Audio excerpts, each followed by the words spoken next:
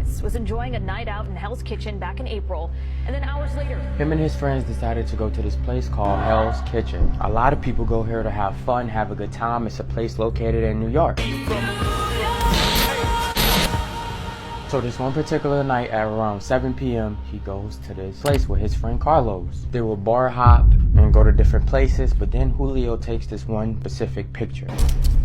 Then all of a sudden, him and his friend separated. Julio sends Carlos a text message, "Where you at?" Carlos said, "I'm inside." Julio said, "I'm outside." Julio told him, "Come out." I don't know around this time if Carlos wasn't even paying attention to his phone. They was trying to look for each other but could not find each other. But an hour later, Carlos said, "I'm home." "Where you at?" Carlos tell him, "Come to my place," but never receives a response back from Julio. Later that morning, still no reply. It's been a little while now. Carlos sent another message saying, "What happened? I thought we left together." He texted, "I woke up and I was like, Julio, and you wasn't even there." But when Carlos looked at his phone, he seen that Julio seen his message, but he never replied. Things get a little strange at this very moment. Carlos decided to look back at the messages and he realized around 3 a.m. Julio stopped sharing his location. Then another one of his friends, he also stopped sharing his location with. He also stopped replying to her as well. Then that's when the messages went from blue to green, meaning that his phone is off, it probably have died.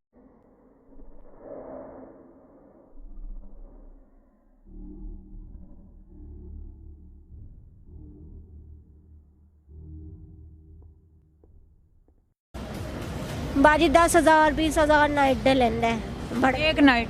जी बाजी। एक night में एक बंदा? नहीं बाजी, 10 लड़के। तुम बर्दाश्त कर ले? बाजी मजबूरन। जो आप जुल्म भी करते हो? जुल्म क्या कहते हैं? बाजी जो आपको बताया वही होता। क्या कहते हैं फिर? बाजी हर शे जो बताए, मारते कुटते भी हैं, सिगरेट से साड़ते भी हैं। बच्चे हैं तुम्हारे? जी बाजी। कितने? मेरे माशाल्लाह 2 बेटे हैं, एक ज़ाया हो गया, एक है अजान अली। अच्छा, अभी ज़ाया कब होगा? ज़ाया तकरीबन पहला हुआ है, पहला बेटा। दूसरा तो अल्लाह हयाती दे नहीं देता मेरा शोर मैनू। अच्छा। उधर उसके कोल है कमर मिशानी, उसकी बहन कोल है। इलाका सिंध देखा आपने? हाँ। कमर मिशानी, मक्कड़वाल, कलूर कोट, उधर मैंने लेके गया से उधर भीख मंगवाई। बाजी मैंने सड़कों पे भीख भी मांग ली, हर शे करती हैं, मैं कोई शे नहीं। तो मैं फिर निकाह किया तो इज्जत नहीं दे सका, बच्चे भी दे दिए। किसी और को पसंद करता है, अभी तीसरी शादी कर रहा है। तुम्हारा बच्चा कितनी देर का है जो उसके पास? बाजी 9 माह का है। तो कितने देर हो गए उसको देखे हुए? बाजी मैंने तकरीबन 1 महीना हो गया। मेरा तो दूध चोता था जब मेरे से छीना से इन्होंने। मेरा दूध आता था, मेरा दूध तक पिलाने नहीं दिया। इतना मेरे पर जुल्म करते हैं। आप मेरी बहन हो, आपको दस रही हो कि लिहाजा कि जो भी बहन है उनसे दसूंगी कि पसंद से शादी ना करना, बर्बाद हो गए। मोहब्बत की शादी ने तुम्हें ये? जी। पहले तुम्हें शोहर ने बेचा 5 लाख, फिर जिस्म फिरोशी पे लगाया। जी। अब क्या कहता है ये वाला शोहर? क्या कहता है? ये भी बोलता है भीख मांगो। भीख मांगने का कहता है या कुछ और करता है? नहीं, भीख मांगने का बोलता मांगो बाजी। 5-5 हज़ार रुपये, 10-10 हज़ार रुपये, फिर भी मारे तो कुटे किधर जाऊंगी मैं। फिर मजबूरन में मैडम के डेरे पे बैठी हुई होती है, उन्होंने माँ समझावे, उन्होंने सारा कुछ समझ के उसका भी कोई कमाने वाला मैं कर लेंगी। की करना बाजी, मजबूरन 3 टाइम की रोटी खानी होती है, बाकी और कोई चक्कर नहीं है बाजी।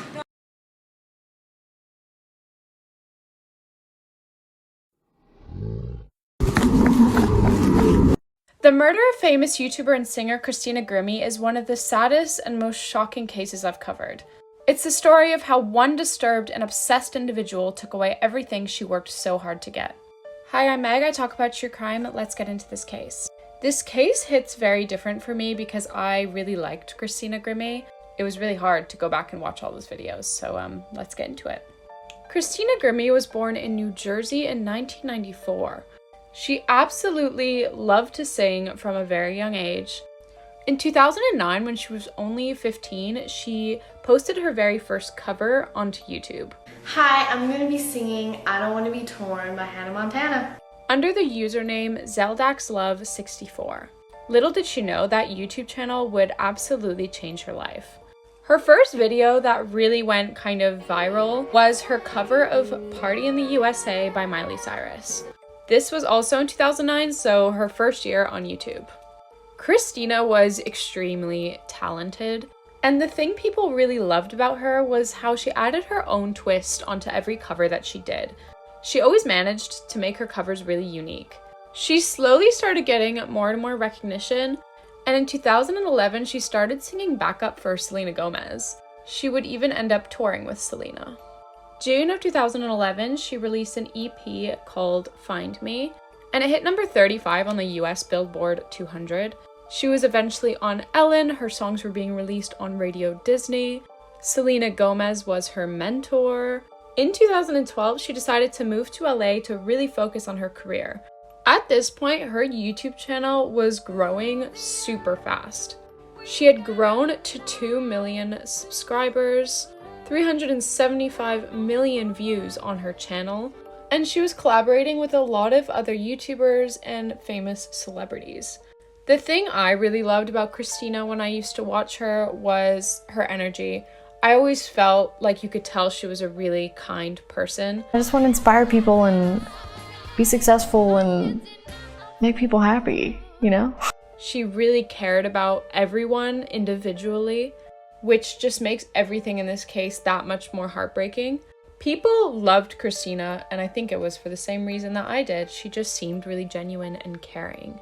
In 2014, she was on season 6 of The Voice. To this day, it's my favorite audition on any singing show ever.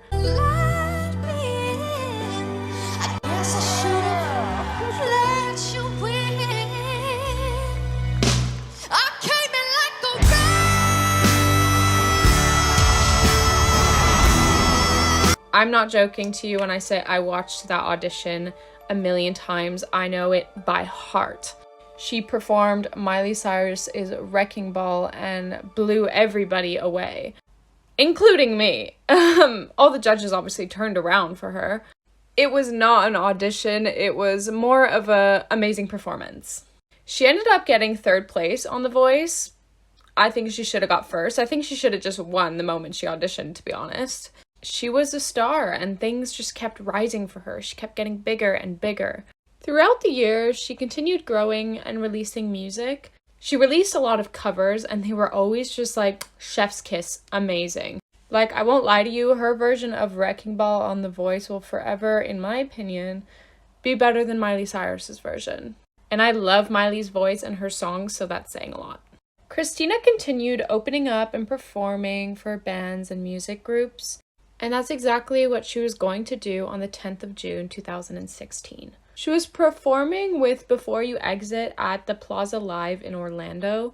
Before the show, she posted an announcement just saying like, hey guys, I'm performing here tonight, come and support me.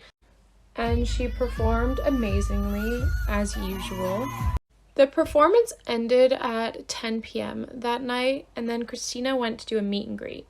She was outside the venue just signing some autographs, greeting fans. Christina absolutely adored her fans, and it was so clear. Like, she was so thankful for every single one of them, and she always greeted everyone with open arms and kindness. Everything would take a horrible turn at around 10:24 during that meet and greet. Christina was approached by a 27-year-old man. His name was Kevin, and at first he seemed like a really shy fan.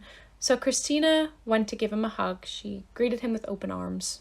And that's when he pulled out a pistol and shot Christina 3 times.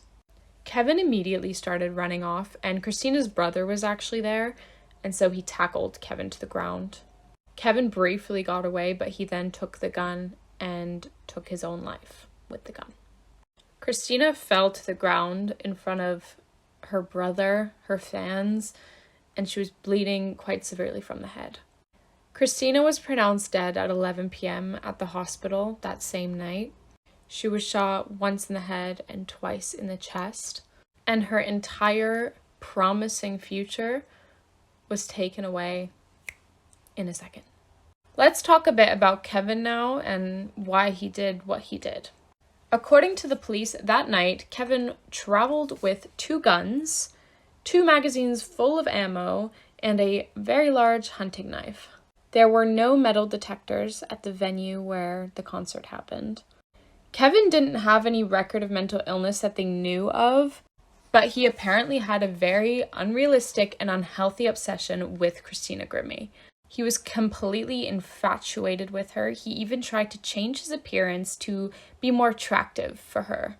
He lost weight, he got his teeth whitened, he got a hair transplant, and so much more. It was an extremely intense fixation and obsession. It's believed that Kevin killed Christina with the motive of, if I can't have you, nobody will. In his mind, he possessed her by taking her life. And apparently right before that night, he told people that he was tired and ready to ascend. Christina's death was a horrific tragedy. It was heartbreaking for everybody who knew her, her family, her fans, the entire YouTube community. If you were like me and watched a lot of YouTube in 2016, it was very different to how it is now. It was very close-knit, and the entire online community mourned her. It was truly devastating. Selena even paid tribute to Christina at one of her concerts. Here's that video. One thing about Christina and her family is that she holds her faith so closely to her. And I don't really understand how this really happened, but I would like to dedicate this next song to her. I find it really hard to watch that video and not cry. A lot of lawsuits and changes came after Christina's death. Venues were made to be a lot more strict when it came to security, as they should be. There should have never not been a metal detector at that venue. Christina Grimmie's family created the Christina Grimmie Foundation. Its purpose was to help victims who have suffered from gun violence. I feel like this story is pretty unknown, so I just wanted to share her legacy and voice because it should be heard by everyone. It's also very strange for me because when this happened, I was only 16, but now I'm 23. She was 22 when she died. It feels really strange. She was only 22 years old. She was so successful. She would have made it so far. And it was all taken away in a matter of minutes because someone was infatuated with her, obsessed to an unhealthy level. And that is the tragic case of Christina Grimmie. If you take anything away from this video, go check out her voice audition. It's unbelievable. It's horrible to think that if the security had just been better, she would literally be here right now. She would have made it so far. That's all for today. If you enjoy true crime videos, I've got a whole playlist down here with over 100 videos, so go crazy. I'll see you on the next video. Thanks for watching. Bye!